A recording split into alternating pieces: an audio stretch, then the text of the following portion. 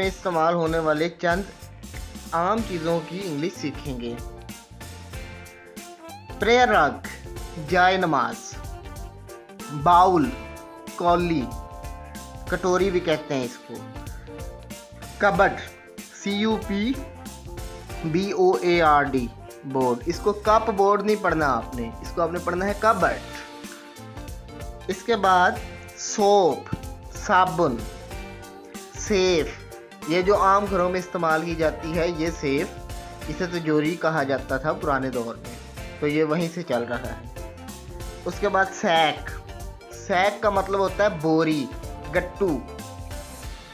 उसके बाद लैंप, आजकल जो घरों में मॉडर्न लैंप नज़र आते हैं इनको बुनियादी तौर पर चिराग की जगह पर इस्तेमाल किया जाता है, पुराने दौर के चिरागों की जगह पर, और इनको हम बोलते हैं लैंप यानी कि चिराग। इसके बाद रोलिंग पिन, बेलन, बेलना, इसे वेलना भी कहा जाता है। आफ्टर दिस यूवर, लोटा, EWER, इसको एवर नहीं पढ़ना, this is ewer, ewer. Thank you very much. Don't forget to subscribe this channel. Stay blessed.